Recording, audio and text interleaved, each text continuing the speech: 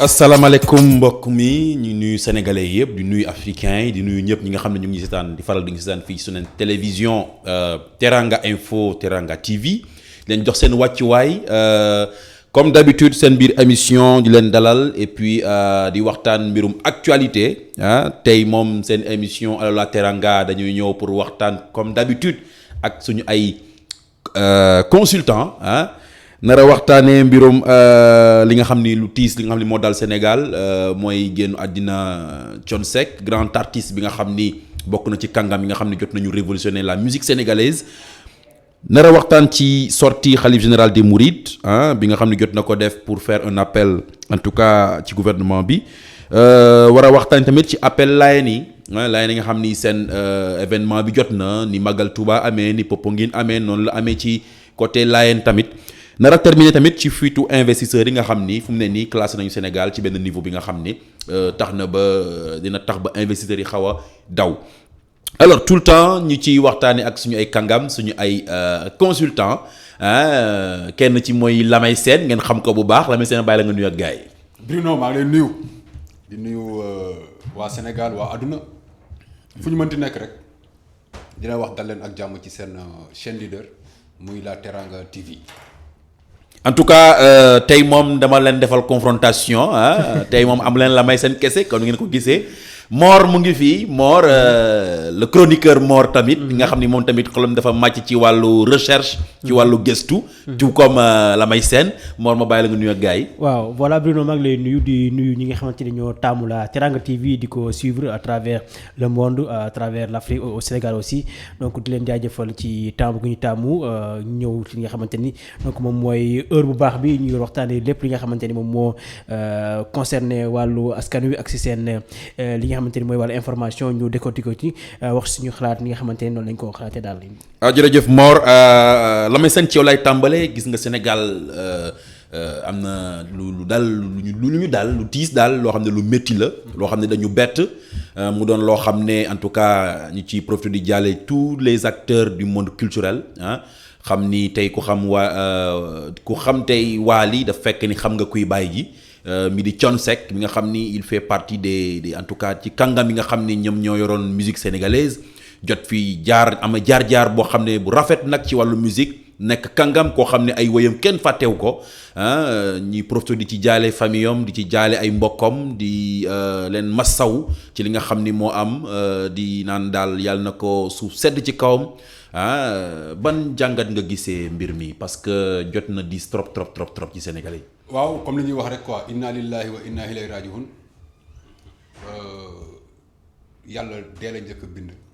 ko dund Thione Papa Thione comme ni ko gars yi di waxee su ma juumul ça fait moins de 1 an daf ñu woo ñun les animateurs hip hop sénégalais ba ñu woowee nañu Thione moo leen soxla par rapport ak projet bi nga xam ne moom la bëgg a génne muy CEDEAO bi ñun ñëpp dañoo jël benn impression ne attends Thione Seck le grand musicien moo ñu woo pour ñu def séance d'écoute ci albumam c'est une première ba muy woy ñun ñu juddu màgg jàng la ñuy jàng ba mën ko mu war a mën a am benn confiance ci ñun woo ñu pour ñu déglu albumam ba mu ñu woowee aussi comme li ñëpp di wax dëggu bi nekk ci moom dañ ko gis parce que ba mu ñu woowee lu mu njëkk wax mooy woo naa fi journalistes yi woo naa fi animateurs yi ñëpp mais yéen hip hop bi vous êtes exceptionnel ku ci nekk ba mu lay woo dama leen di woo benn mais yéen j'étais obligé ma woo leen yéen ñëpp parce que seen monde beneen monde la ñi nañ ko waxee woon donc ñiy déglu di def ay critiques di def ay suggestions ci par rapport ak liggéey beeg yooyu yëpp lépp day déglu ba pare joxe avalam xam nga kaf beeg ree bi c'était vraiment benn affaire bu extraordinaire ma côtoyé woon ko aussi jamonoy Kilimanjaro parce que temps yooyu maa ngi woon Soumbédioune di def sculpture dafa am benn jour dafa am lu ma marqué foofu quoi dafa am benn xale buy jaay ndox xale yi di jaay ndox noonu ñoo fekk mu toog buntu Kili léegi xale ba mu ñëwee romb ko di ko xool rek quoi dafa woo xale bi ñëw di wax ak moom xam nga boo gisee benn affaire rek nga mu kii mu xaw la jaaxal wala mu jëlee la kaw da ngay mel ni kuy dër rek coon ne ko lan moo tax ngay waxee nii yow doo dër lan moo tax nga tiit toogal normal waxam boobu daf ma marqué quoi affaire boobu daf ma marqué trop xale bu ndaw mu ngi mel ni tey nga jékki-jékki rek sa kilifa romb la nga gëj ko gis wala mosoo ko gis mu romb la rek subitement am na benn trac booy am léegi moom dafa bëggoon dindi trac boobu ci xale bi quoi. parce que ci buntu bi la doon toog heure 5 heures nga gis ni suba jën bi day bëri nit ñii dem jëndi jën fii ñu dugg village général mais foofu lay toog di waxtaan ak ñëpp mais xale bi ba mu koy xool trac bu mu amoon loolu tam dafa ma marqué beneen bi ma marqué mooy ba mu ñu woowee ñun animateurs yi pour ñu xool projet bi et vraiment aussi li ñëpp wax mooy dëgg ci dëgg la yàgg dox te lu mu la sentir a wax dala koy wax après boo leen ci waxtaan ba déggoo bu sentiree ni moom moo nekk ci erreur day reculer bu sentiree ni moo nekk ci dëgg aussi da nga ko koy nangul quoi dëgg boobu mu nekkee yàlla na ko suñu borom ràmm ba biir àjjanay firdawsi.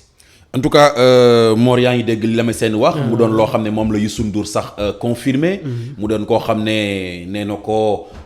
il arrive des moments yoo xam ne du ñu bokk benn gis-gis mais dañuy à part ça Thione da ko daan wax toujours ni tu es sama préféré Youssou Ndour tamit def témoignage si biir bindam ni moo ko njëkk dugal sur scène. mu nekk koo xam ne wax dëgg yàlla en tout cas marqué na les Sénégalais. si marqué na les Sénégalais marqué na toute une génération parce que je pense que ñun ñi nga xamante ne ay ndaw lañ mais je pense que am na leen loo xamante ni jàng nañ ko ci ki nga xamante ni moom la ñuy wax Papa Thione di ko wax le parolier parce que gis nañ ne wayam yi nga xamante ni moom la ñu jot a xam yépp way yu ci bëri boo ciy déglu day mel ne da nga siy jàng lu ba da nga siy jàng day yaraale en même temps donc mu nekk koo xamante ni boo ko gisee rek da nga am benn mbir booy gis moom benn charisme boo xamante ne da nga naan kii artiste vrai la parce que buy wax day wax avec le cœur day wax ak franchise bi nga xam ne kii li muy wax lu mu gëm la lu nekk ci moom la aussi mu ci li nga xamante ni gis nañ ko ci doomam ñu kon day wan ne kon nekkul ku ndaw moom la Sénégal ñàkk nekkul ku ndaw moom la Sénégal ñàkk donc dañ koy ñaanal rek te aussi li nga xamante ni bàyyi na ko fi comme li ñu mën a wax comme ndono ak li nga xamante ni doon na ko mëbët muy projet bi nga xamante ni damay wax na ko sànq te fan yii passé ñu nekkoon ci li nga xamante ni peut-être la ñu waxoon ci dernière phase ngir mën a génne kii yu njëkk yi produit yu njëkk yi donc loolu je pense que mu nekk lekk boo xamante ni sénégalais yi ñu gën koo jàpp bu baax gën koo valoriser gën a xam kan lañ ñàkk aussi ñu xam aussi naka la ñuy téye aussi suñu yeneen nit ñi nga xamante ni ay symbole yoo xamante ni ñoo fi nekku ci mel ne Thione Seck bi nga xamante ni moo fi jugee bu yàggul te mu bàyyi fi loo xamante ni daanaka ñi fi nekk jamono ji mu ku ci mel ne Youssou Ndour ku ci mel ne Baba Maal ku ci mel ne Omar Pène ku ci nekk gis ngeen li nga xamante ni wax na ko muy koo xamante ni di ko dëggul ni koo xamante ni li muy wax dala koy wax sans pour autant mu ragal la bu paree après il passe à autre chose donc monument daal moom la Sénégal ñàkk muy musique sénégalaise bi nga xamante ni moom la ñu nekk fi jamono ji. en tout cas monument la Sénégal ñàkk moom la Mor wax mu doon samay consultant yi nga xam ne ñu ngi daan exprimer wu ci disparition wu Thione Seck Thione Ballago Seck. mu doon koo xam ne wax dëgg yàlla même tout tànk yi sax ñu ngi dégg ay musique-am ñu koy dégg fu ne ba ci ay rajo fu nekk. mu doon koo xam ne wax dëgg yàlla waxoon bëriwul il a marqué toute une génération mu doon koo xam ne wax dëgg yàlla ñu ngi koy ñaanal di jaale comme ni ma ko waxee sànq sénégalais yëpp en particulier ay mbokkam di xalaat rek Wally ak ay yeneen frère am ay sœur am ay cousin am toute sa famille en tout cas pour wax ko ni xëy na yàlla daal moo soxla woon yàlla moo jëlaat nañ ko ñaanal rek yàlla mi nga xam ni moo xam li tax moom mi mën lépp xam lépp nañ ko ñaanal pour que daal fi mu jëm gënal ko fi mu jógee comme ça li nga xam ni xëy na yéeneem amoon na ko si njabootam yàlla na ko yàlla matal ci en tout cas barke Seydina Muhammad ay njabootam gën a jëm kanam parce que doomam yi bu ñu demee kanam Sénégal ay jëm kanam parce que la culture luy musique dafay yàgg honorer le Sénégal. gis nañ ci l'exemple de Youssou Ndour gis nañ ci l'exemple de Wally Ballago Seck gis nañ ci exemple une pensée aussi à Coumba Gawlo mi nga xam ne mu ngi am tamit lu ko métti en tout cas nous sommes tous avec vous ñe leen ñaanal ndax ngeen mën a gën a nekk ci jàmm ndax ngeen mën a réussir en tout cas l'image du Sénégal. mun nañ si jàngat leneen xam nga nit dafa dëggu ñëpp wax ko. ñi dëkk ak moom ak ñi dëkkul ak moom nag ñi ko mës a gis ak ñi ko mësul gis ñëpp d'accord nañ ni nit ku dëggu la. nit nag bu dëggoo mu génn àdduna loo ci wax na dëggu. man dafa am benn affaire bu ma ci marqué aussi mooy sa famille ba ñu amee courage taxaw ne Covid bi la amee woon loolu c'est à saluer. tout récemment dañoo gis ne ay kilifa yu bëri génn nañu àdduna te Covid bee leen yóbbu mais amuñu woon courage yu wax ni seen waajur bi wala lii Covid bee ko yóbbu du moment où nag famine moment bi ñuy wax ni dañuy alléger état d'urgence bi. nit ñi ngay gis duñu takk ay masques duñu seen yoon comme si Covid bi amul lii dafa war a nekk jàngat pour tous les Sénégalais ku nekk jël sa responsabilité bopp état bi tam bañ a dégager ay responsabilités jëm ci feebar bi fexe nit ñi respecter c'est vrai que mesure barrière yi dina lu jafe lay doon ci biir Dakar surtout. mais les mesures yi nga xam ne mënut a ñàkk muy takkum masque beeg yooyu état bi daf ci war a sévère sinon on est obligé di dem mais. dañuy perte ay nit ñu màgg ci Sénégal état bi aussi na jël ay responsabilités bañ ko dégager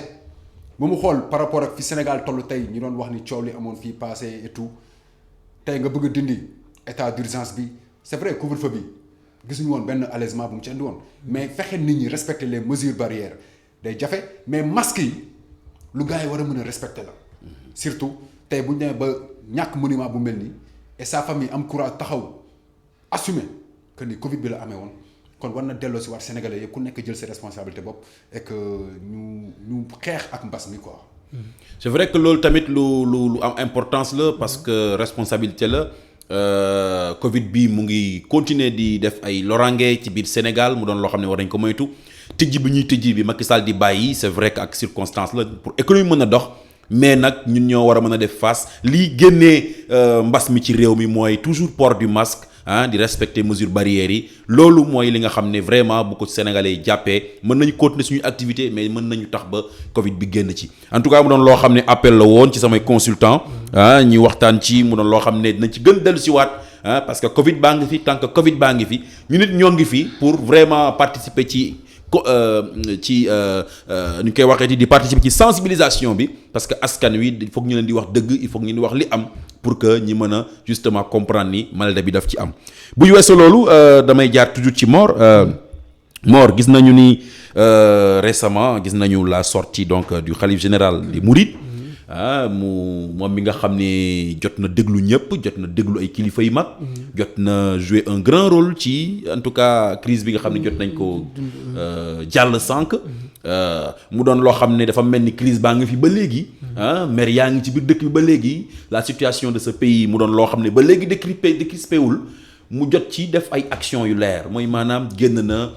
non seulement génnee ndàmpaay 50 millions jàppale ñi génn ci àddina mu doon koo xam ne tout le temps dañuy seetlu ni tout le temps il est la première personne buy génn di joxe exemple mu doon koo xam ne tamit génn na mu solliciter le gouvernement vraiment ñu bàyyi otage politique yi te buñ ko bàyyiwul moom dina génn wax ak Sénégalais yi.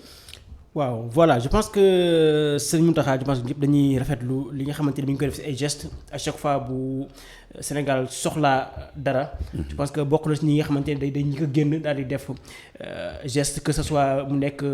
ci loxo financier wala mu jëkk ci ay kàddu donc bii njëkkoon naa wax ci li nga xamante ni par rapport ci ki nga xamante ni moom moo ko yor kàddoom ba ci mbiru Ousmane Sonko ngir ñu mun a xaw a dalal réew mi tuuti donc bii nag démb mu daal di defa déclaration ci teewaayu yenn kilifa yi ak ñi nga xamante ni moom mooy Serigne Bass Abdou Khadre donc ci xaalis bi nga xamante ne yëkkati na ko ndàmpaay jox ko ñi nga xamante ne seen njaboot dañoo daal di loru ci mbir moomu donc mu yëkkati ay kàddu ne ñi nga xamante ni teg nañ leen loxo ci li nga xamante ni mooy mbir Ousmane Sonko yi te ñu jàppee leen ay otage politique nañ leen bàyyi ñu ñibbi seen i kër laata loolu dina génn wax donc question bi nga xamante ni moom la Sénégal yi di posé yu bëri lan la sëñ bi war a wax ci ban fànn la war a wax man sama xalaat bu kii parce que xam nañ ne sëñ bi xam na fi doy réew mi toll fi mu nekk nii parce que xam na ne xol yi fi mu nekk nii xol yi tàng na fi mu nekk nii ku ci nekk leen loo xuri rek nga yëg sa bopp donc je pense que lépp lu muy wax juste pour dëkk bi xaw a dal parce que ki nga xamante ne mooy Macky Sall ñëpp dañuy jàpp ne fi mu nekk nii nekk na ni koo xamante ni daanaka bàyyiwul gët ñi nga xamante ni ñoom ñooy kilifa yi liñ koy wax parce que ñoo jàpp ne kilifa yi wax nañ ñu ci mel ne waa jàng bi wax nañ ñeen wax nañ mais ba léegi Macky Sall dafa camp fi mu campé même fekkee xaw na allégé tuuti mbir mi nii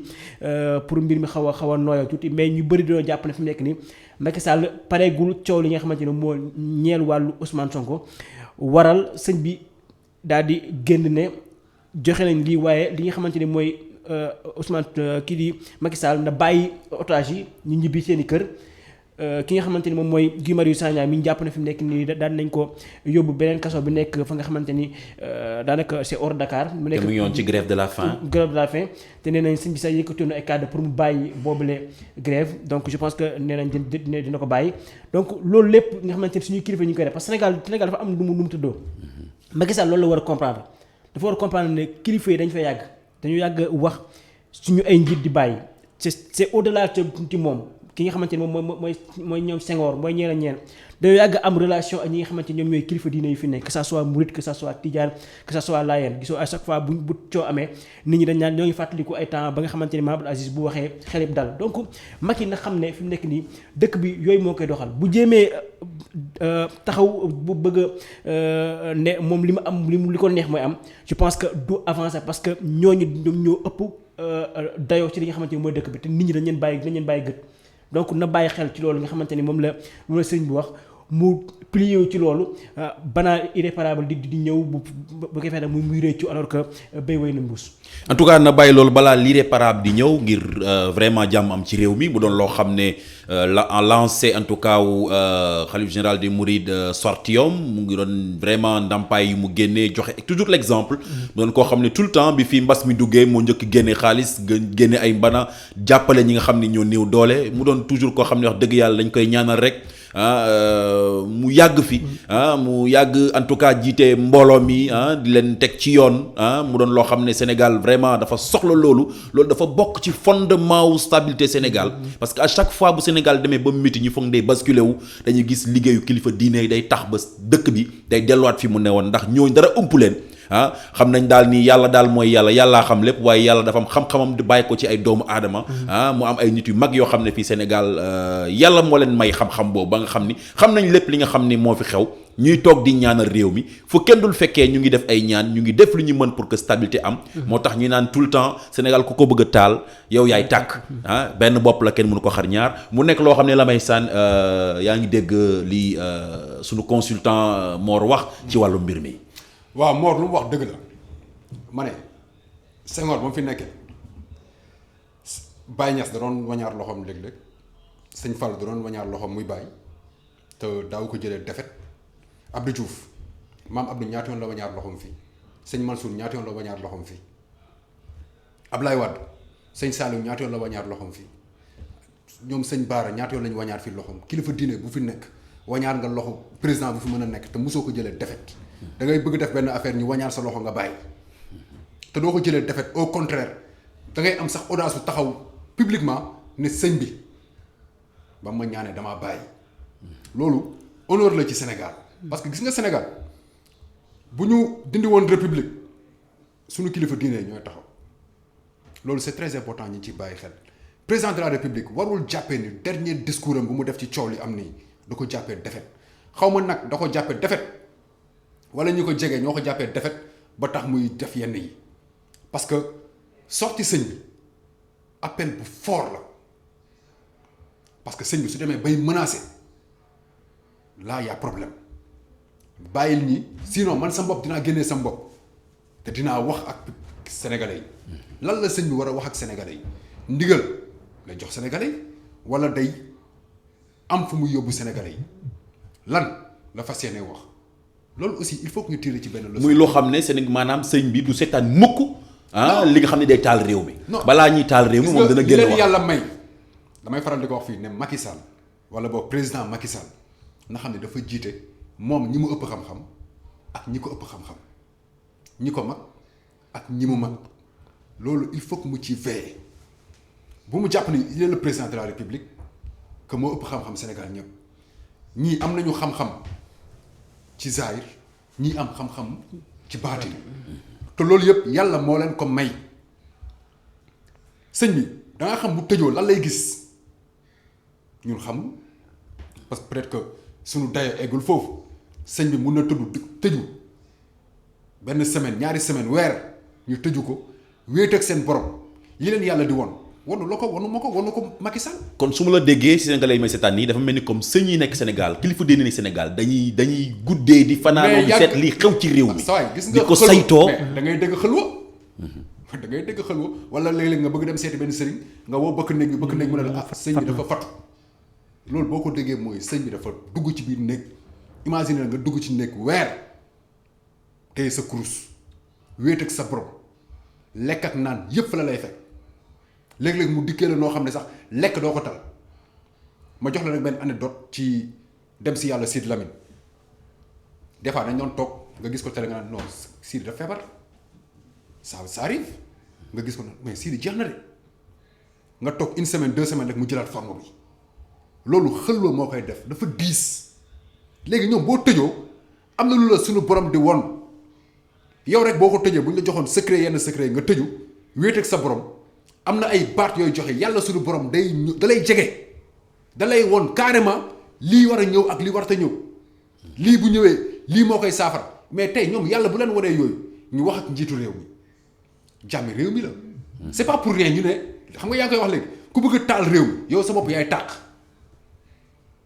loolu c'est pas donné à tout le monde. du réew yëpp ko am te li muy jaral ay kilifa ñuy tëju ba war a wax ak njiitum réew mi da nga war a reculer da ngay dellu parce que bu dee jege yàlla ñoom ñoo ñu ko gën a yeyoo parce que dañ cee dëkk suba ak ngoon ku dégg bëccëg seen borom la ñuy wéetal donc bu ñu waxee président ne ko bàyyil loolu sax la sax ci président de la république mu ne sëñ bi de daf maa woo lii laa bëggoon def mais sëñ ba ma woowee damaa bàyyi loolu sax la loolu plus de respect la plus de considération la ci yow miy jiite mais boo ko jàppee defet ba kilifa diine yi war a def nag c'est une première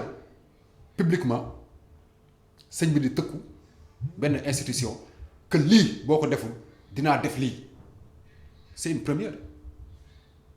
à ma connaissance boobu c'est une première tey nga gis jàngu bi yónnee woon fii kilifa diine yi ñoom ñëpp ku nekk yónnee mais après doo comprendre léegi ñuy jàpp wax nañ ko fii keroog dafa am ñoo xam ne ay bandi lañ ne qu'on se dise la vérité am na ñoo xam ne ay bandi lañ ci manifestation bi ñoom ñoo doon def yenn affaire yu bon yi nañ traqué ji ñooñu mais bàyyi doomu jàmbur yi nga xam ne ñoom ils étaient là juste pour manifester pour man ñooñu amuñu sens pour di leen jàpp mais ñi nga xam ne ñoo doon dajji les banques di dem dajji ji jël initiative dem dajji les magasins ñii dem dajji ji les commissariats les brigades nañ dem traqué ji ñooñu parce que gis nga c'est pas pour rien nga dégg ñu naan la 14 ans 12 ans ñoo ëppoon ci manifestants yi xam nga lu tax dangay gis ay bandi yu dem dajji ji benn banque wala benn magasin léegi bandi bu ñu ko dajee yow booy bu ndaw bi danaan xaama daw gaaw xool imaginel booy bu ñu daw nga gis benn booy bu gàddu benn paquet chips ñii dem gàddu ji ay affaires yoo xam ne c'est des minimes looloo tax nga dégg xale yi dañ cee bëri parce que mag bi conscient moom balaa muy dugg ci lii danaan lii est-ce que wóor na gis nañ ci ñoo xam ne caméra de surveillance yi ñu teg ci mbedd mi la ñuy dem di ko dajji te fàtte nañu ñoom ba ñuy yëg di ko dajji caméra bi filmé na leen bu yàgg nañ dem traqué ji ñooñu tey ils sont à combien d'arrestations ñoo xam ne seen biir kër lañ leen fekk di leen gàddu di yóbbu loolu ça ne rime pas ak li nga xam ne moom la président wax ci déclaration bi nga xam ne moom la def ci mbir mi li ñu wax naan na nooy mais na nooy ci kaw maanaam jouer indo afficher indo mais di jouer benn kaboy ci suuf loolu moo warul ci mbir mi da nga alléger benn affaire man booy traquer les bandits là traquer ñi nga xam ne ji nañ leen ci te ñi nekk ay homme de tenue nañ traquer ji ñooñu traquer ji ñi nga xam ne ñoom ñoo yoroon ay armes ñooñu la ñu war a traquer surtout mais pas ay boy yoo xam ne c'est juste des fekke comme li ñuy wax quoi mérirandoo lañ ci biir bagages yi daj nañ benn affaire rek ñu dem dugg xamuñu woon conséquences yi leen ciy fekk mais ñi ko initié les caméras de surveillance étaient là nañ traquer ji ñooñu jàpp leen ñi yoroon ay armes nañuy communiquer aussi comme ni ñuy communiquer par exemple xaw ma ndax fuite la par rapport ak ñi nga xam ne ñu ngi leen traquer ci mbedd mi seen biir kër yi et tout mais les bandits là nañ traquer ji ñooñu ñi yoroon ay armes à feu nañ traqué ji ñooñu les nervis yi nga xam ne dañoo yoroon ay armes te amuñu droit yor arme nañ traqué ji ñooñu jàpp leen policiers yi nga xam ne ñoo doon dóor xale yi bal nañ traqué ñooñu jàpp leen et puis teg leen ci yoon et puis on passe à autre chose. waaw nañu traqué ñi nga xam ni ñoom ñooy vrai déstabilisateur u réew mi ñi nga xam ni ñu ngi attaqué wu vraiment yi fu jàmbur yi ñi nga xam ni en dehors de manifestation bi ñoom leneen moo leen yitte woon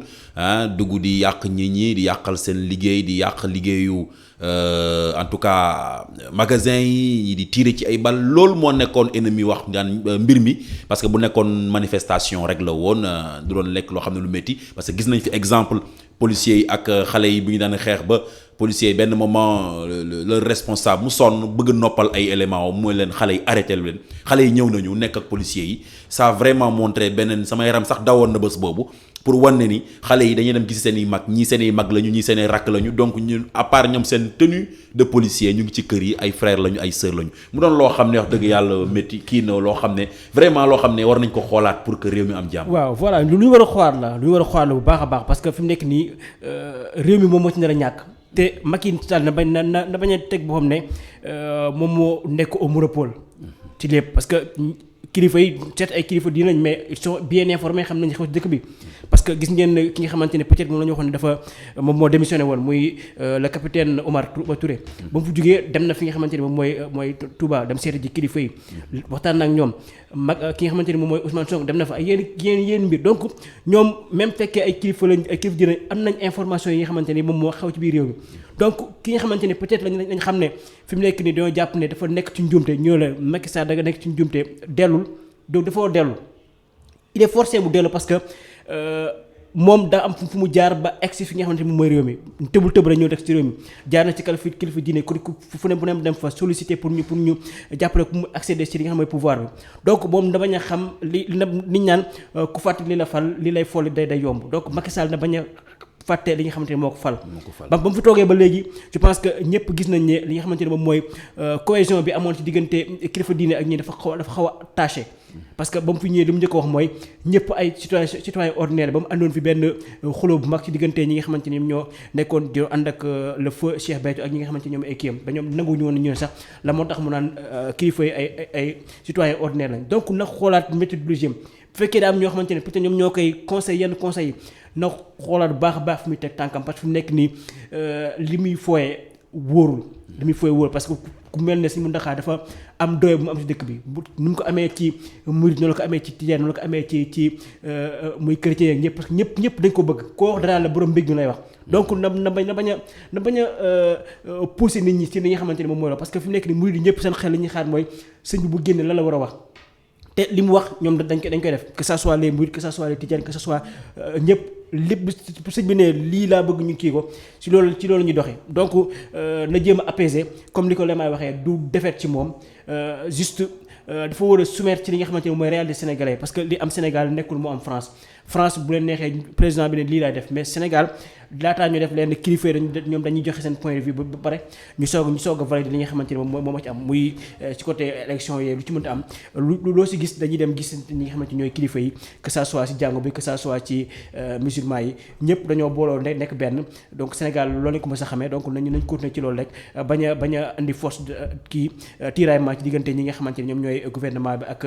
kilifa yi fi nekk. En tout cas bu ñu déggee suñu consultant yi Sénégal benn bopp la te Sénégal dafa am nu mu tëroo Sénégal du yeneen dëkk yi Sénégal du France Sénégal li tax mu nag Sénégal dafa nekk dëkk boo xam ne bëri na ay kilifa diine tey jii nii tout le monde doit du respect au khalife général des Mourides tout le monde doit du respect au khalife général des Layènes tout le monde doit du respect au khalife général en tout cas des Niassènes tout le monde doit du respect en tout cas au Monseigneur di nga gis ni ñooñu ñëpp ñi ci kilifa diine yi dafa am mbooloo mu takkoo mi ñu bokk moom la Maslow daan wax la pyramide de Maslow ci biir pyramide bi am nañu le besoin d'appartenance baabu à part la famille dañoo am ay besoin d'appartenance à benn confrérie kii tijaan la kii layen la kii murid la kii chrétien la kii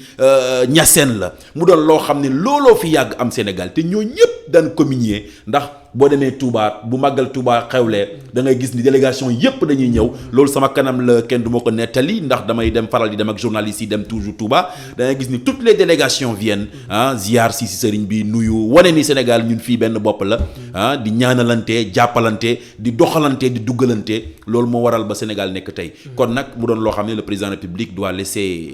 doit encore regarder sa considération mu gën a dëgëral digganteem ak kilifa diine yi ndax mënuñu dem sans suñu kilifa diine yi ndax bu nekkuloon kilifa diine yi Sénégal doonoon na beneen réew bu nekkuloon kilifa diine yi loolu ñëpp a ko xam bu loon ñaan bi ñuy ñaan ci jàngu bi ci mosquée yi ci daara yi ak yooyu noonu Sénégal am na nu mu demee woon kon nag ñun suñu sécurité ñun ñëpp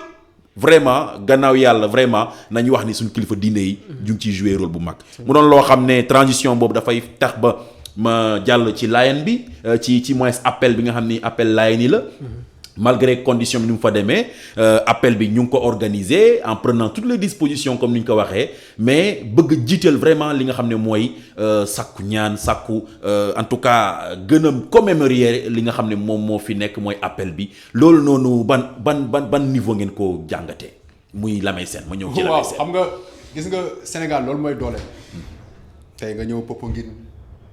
gars yi di dox Dakar ba Popenguine des fois musulmans yi ak chrétiens yi ñooy àndandoo dox. da ngay ànd ak sa benn copain seen dëkkandoo la mais da ngeen di ànd dem xam nga loolu mooy Sénégal. tey boo demee ci appel Layeen bi da nga fay fekk ñoo xam ne ay chrétiens lañ. jullit yeeg chrétiens yi murit yeeg tijaan yi ñoom ñëpp fay nekk nga dem Léona Niassène nga dem Touba dem Tivaouane ñoom nga fay fekkaat des fois nga ñëw fekk kenn nga ñëw laaj ko saa yi noo tudd mu ne la Jean Mendy wala nga taseeg nit mu takk benn croix kon. loolu mooy Sénégal gis nga Sénégal diine bi moo ko téye ci ndimbalu sunu borom nag rusee ko sunu mag ñu baax ñi tey wax ji lu muy bëri yëpp tey nga ñëw ñu ne la Thione Ballago Seck wàññeeku na ñu ne déet appel bi taxaw na dans quelques jours chrétiens yi nekk seen carême di ko waaj a jeexal jullit ñi war a ñëw dugg ci seen mois de Ramadan xam nga loolu ay signal la yu fort. yoo xam ne état daf ci war a jàngat lu bëri gis nga tey waruñu toll fi ñuy toogee di déglu ay nit yoo xam ne tey dafa am loo xam ne mënutul nekk luy réer kenn gis nga que ça soit les francs-maçons là les Illuminati là tey mënul réer kenn certes nag des fois di nga dem ci internet bëgg xam ñoom ñooy ñan ñoom ñu dëpp dëgg bi mais bu ñu fàttali ni y a des gens yoo xam ne dañoo jàng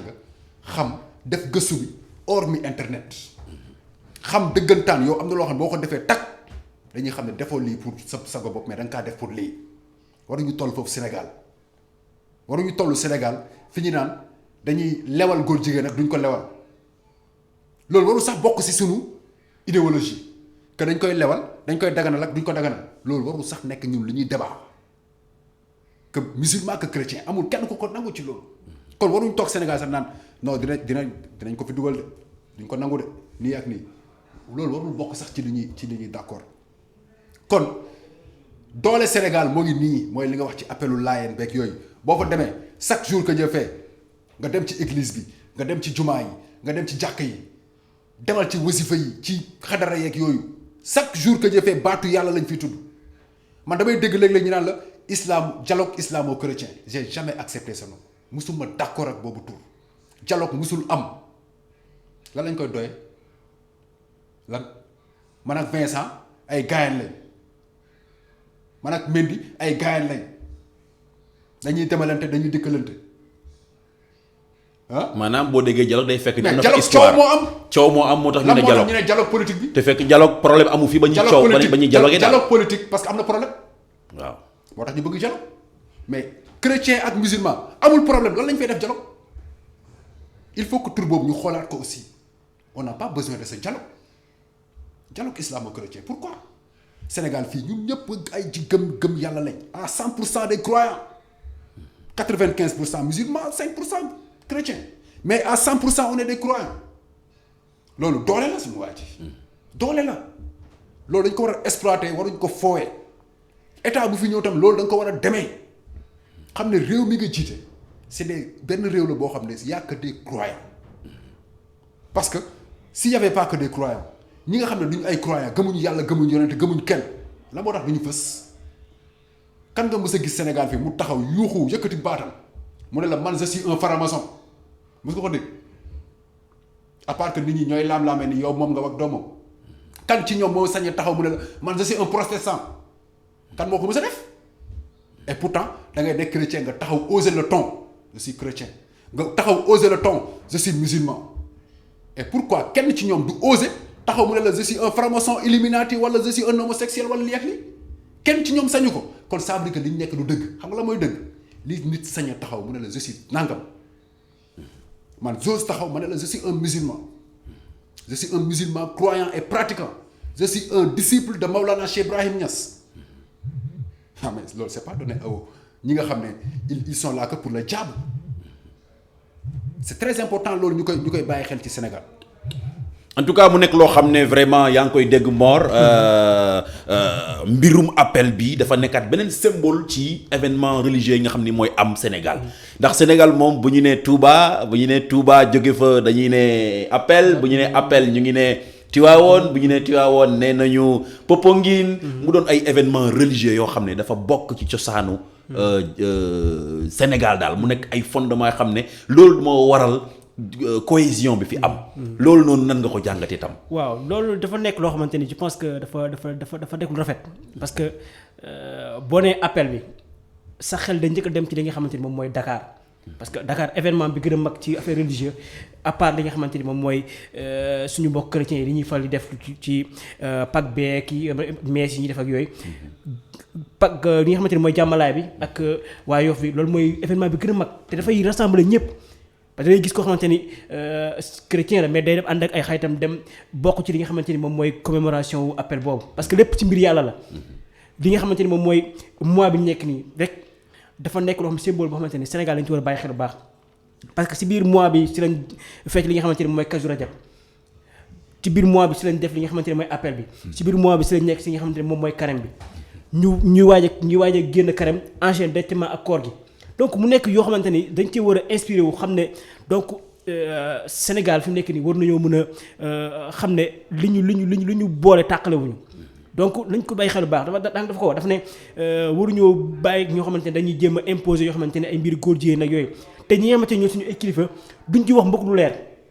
suñu njiit yi ba ngi si monsieur posé question fi nga xam ne mooy France 24 ne ko lan nga wax ci wàllu affaire li nga xamante ni mooy góor jigéen yooyu moom la wax il n'y aura pas de problème avec le gouvernement mais je sais pas avec ñi nga xamante ni ñooy population bi donc duñ joxe li nga xamante ni moom mooy réponse bu strict boo xamante dañ naan lii suñu réew da koy bañ donc foog à chaque fois ñuy bàyyi xel ñun suñu dëkk bi lii moom moo ñu boole muy jàmmoo bi fi nekk parce que man mi nga xamante ni man maa ngi nii musulman la mais dem naa fi nga xamante ni moom mooy Popenguine ànd naa sama xeet yoo xamante ni ay chrétien lañ dem màggal ji te nga gis ñoo xamante ni ay chrétien lañ mais dañuy dem couvrir ji màggal parce que benn ci man dugg naa ci dugg naa ci dem naa seeti sëñ Saliou dem naa ci sëñ Baara dugg naa fa filmé naa fa def naa fa reportage bu rafet donc mi ngi noonu ba ci biir kii nuñ koy waxeeti bu sëñ Touba bi waaw mi ngi noonu te mi ngi noonu tey gisoo li nga xamante ne sax mooy exemple bi nga xamante ne moo amoon sax Sénégal ne Sénégal benn la muy ba ñu inauguré Massalikul Jinaan waa Saint-Pierre ubbi li nga xamante ne moom mooy église bi nii ñu mën a julli foofu parce que dafa feesoon ba ñu ubbi foofu sëñ ki nga xamante mooy sëñ Mountakha ak Monseigneur Benjamin Ndiaye toog ba mu naan ko bu ma sañoon sax ñun chrétien ñu jël exemple ci murid yi ñu mën a jëm ci kanam parce que gisoo symbiose boobu ba kii naan ko sax ba sëñ Mountakha naan ko yéen sax seen doxalin dafa ma neex dafa ma malaake dafa ci jàng lu bari donc ñaari kilifa toog yoo xamante ni ay symbole Sénégal donc day war na Sénégal benn la appel line bi bu ñu ci jugee leen mooy ñëw mooy li nga xamante ni moom mooy Pâques bi ñen ñoo ciy dem musulman ñooy dem jëli sa kopp nga lax dem ne waaw foo ma jëlee ji nga lax parce que sax ñu tooñat naan non ren contexte Covid la donc gisoo loolu dafa yàgg ci Sénégal dafa yàgg loo xamante ni ay mbir loo xamante ni mënuñu koo xëy effacé du ay coowal parce que Macky Sall nee na léegi moo ko mën dindi non mënu ko dindi bu ko jéemee dindi moom moo ci des donc li ñu war def daal mooy gën a renforcer ci li nga xamante ni moom mooy li fi am bañ a aussi bàyyi xel yenn wax yi nga xamante ni muy am parce que yàgg nañoo dégg lu nekk ñu yàgg gëmm donc Sénégalais yi nañ bañ a bàyyi xel bañ a jiital seen xol bañ a jiital li nga xamante ne peut-être moom moo fa yàgg am muy déggoo bi am lu waay wax nga bañ koo bàyyi xel comme li ko sëñ bi di waxee naan bul xool li nga xamante ni moom mooy ëy bu ñeen yow xool yow si li nga xamante ni mooy si jikko bopp nga jëm koo defar nga bañ a xool ñeneen ñi nekk ci ñoom parce que booy kon di xool nit ki nii la mel doo ànd ak kenn donc sénégalais yi nañu xool jàmm ji nga xamante ne moom moo ñu boole li nga xamante ne moom moo ñu wutale ak yeneen dëkk yi nga xamante ne moo ñu wër muy Burkina Faso muy yeneen dëkk yi parce que yeneen dëkk yooyu tàkk na ci yeneen affaire ñàkk affaire yu mel nii temps yi passé amoon na fi ñuy wax affaire xeet ba ñenn ci pël na dañoo war a génne pël yi génne jaaseeg yooyu donc nañu xoolal daal dialogue bi nañu def comme daal ni ko waxee daal naan balaa teer daal dialogue daal nañ ko génne suñu kii balaa teer moo dialogue daal nañ ko génne daal nañ génne moo dialogue waaw andi beneen terme boo xamante ne moom la ay yàgg jëf daal mooy jaxasoo bi mooy symbiose bi Sénégal amoon ñu tënku nekk benn je pense que loolu moo ñuy jëlee si kanam moo gën yenn futilités yi nga xamante ne ñu ngi koy bàyyi xel saa su nekk en tout cas sama réalisateur mu ngi may signaler ni temps bi léegi mu jeex mais en tout cas pour wane ni daal suñu mbokk chrétiens yi ñu ngi ci koor léegi ñu jeexal ko te xam naa ñu ngi waajal ngalax bi ak yooyu pour mën a gën a créer sympathie ci su population bi buñ ci génnee rek suñu mbokk musulmans yi dugg tamit ci ramadan bi sellal mu doon loo xam ne événement yu am importance lañ yàlla nañ ci dugg ak jàmm ak salaam yàlla nañu yàlla mosal ci cat li nga xam ne mooy mbirum violence ak yooyu na ñëpp teg balle à terre ñu avancé Sénégal benn bopp la kenn mënu ko xar ñaar ku ko bëgg a taal yaay tàkk kon nag dama leen di bàyyi ngeen tàggatoo mais tout temps xam naa temps bi dafa jeex mais ngeen brossé waale tuuti ngeen gis ni investisseurs yi commencé nañu bàyyi xel Sénégal puisque ñu ne violence yi bu continuer nii dana métti ci ñun ma bàyyi la ngeen wax ci en même temps ngeen tàgguwaale Sénégalais yi. waaw voilà donc je pense que loolu moom li ko andi rek mooy mbir yi ñuy wax nii rek mooy ñàkk wekk sa askan toog waxtaan ak ñoom wax ak ñoom li nga xamante ne du leen frustré parce que Sénégalais yow mën naa waxtaanal Sénégalais yow mën naa nax donc ñiy taal di kii yeeg ñëpp ñu si bëri ñenn ñi frustration bu yàgg moom moo leen jàpp ñenn ñi amuñ suñu jàpp ñenn ñi peut-être que dañuy mériirandoo parce que comme ku mel ne Mor Fall mi romb gis benn boutique bu ñu daaj nga gis benn saako ceeb wala benn paquet meew boo mën a yóbbul gaale na waaye xam nga yóbbu ko rek du dara parce que instant yooyu yaa ngi topp euphorie bi nga xamante ne moo am. donc ñi nga xamante ne ñooy investir xam nañ Sénégal. Stabilité bi fi am ñoom xam nañ ko peut-être que xaw nañoo tiit tuuti ci yenn violence yi ñu jàpp ne day continuer alors que du continuer donc nañ ñëw investir ci li nga xamante ni moom mooy biir réew mi ndaw yi nga xamante ne ñi ngi jéem di yàq yenn mbir yi nañu jiital seen xel ne benn bërëb booy dugg di yàq peut-être que yaa ngi bañ a bàyyi xel ne am na ay caméra de surveillance fa nekk mun nañ laa jàpp defoo dara ñu tëj si loo xamante ni peut-être que sa avenir moom ci yàqu yooyu wala boog c'est parents ngay sonal donc nañu jiitalaat suñuy xel si li nga xamante ne la ñuy dox donc di nuyu ñëpp ñi nga xamante ne ñoom ñooy suivre jamono ji émission bi leen jaajëfal leen ñaax rek ñuy gën di abonné ci page bi xanaa rek li may jeexle rek moom mooy xanaa ren moom Macky Sall nag xanaa nag ngir yàlla nag xanaa du ñu bàyyee suñu pak ñu mën a nekk ci ngalax parce que daawale ko ma ngalax te ren moom boo ma ko naree xañ moom pare laa lay fekk. waaw boobu moom ñun ñoo koy marche ngalax moom ku ñu ko nar a xañ moom ñun ñooy marche nag waaw la may seen. waaw pour man côté investisseurs yi. seen problème la. seen intérêt moo ci nekk mais c'est leur problème bu ñu ñëwee c'est baax na bu ñu ñëwul c'est leur problème waaw mais on est au Sénégal ñaata nit ñoo fi nekk xam nga man foofu kan laay mere les gens qui se disent par exemple ay MEDES exemple le mouvement des entreprises du Sénégal ñoom le pourquoi ñoom réew bu nekkee ci ay jafe-jafe doo leen dégg ça ñaata entreprise lañu toj doo leen dégg ñu wax te ñoom ñoo fi créé ay événements yoo xam ne état bi la ñuy dem état bi di leen jox xaalis ministres yi dañuy jël di leen ko tuddee bu ñëwee jox leen xaalis réew mi ils se disent que dañuy wutal xale ay emploi c'est faux bu doon ñu ngi wutal xale yi emploi président du toog fii ba dernier moment muy soog a yëg ni xale yi ndax rek amuñu liggéey c'est que président lu mu war a lijjanti moo bëri ces investisseurs là c'est leur problème c'est leur intérêt qui est là il y a des investisseurs qui sont là lii du investissement il y a combien de gens qui travaillent ici tey bu ñu ko doolelee ñaata nit ñoo fi mën a liggéey tu pars ci yeneen médias yi yeneen secteur privé yi mais il y a une thune qui est là si les investisseurs fuient c'est leur problème il faut que ñu toll foo xam ne dañuy gëm suñu bopp et les gens qui se disent ay MEDES ay affaires yooyu c'est eux qui créent ici ay affaires yoo xam ne outil sponsor ils se disent que dañoo bëgg réew mi problème bi am ni kan nga si dégg mu wax il ne parle jamais Covid bi am na fi ba jeex doo leen dégg nit ñi nekk ci ay problèmes alors que ils disent que ñoom ñoo gérer lépp luy entreprise Sénégal entreprise yi nekk ci ay difficultés doo leen dégg ñu wax léegi bu lépp ne tekk nga dégg leen waaye je pars nangam on gère pour ça on gère ay dóor marto la gis nga marto yooyu la gars yi gis nga ñoom moo tax ñu bëri fii nii si ñoom am na président yoo xam du leen arrangé président yoo xam dafa nar a ñëw pour lijjanti yooyu noonu yëpp arrangé wu leen parce que ñoom lépp lu ñuy def seen njëriñu bopp la c'est-à-dire c'est leur propre intérêt qui sont là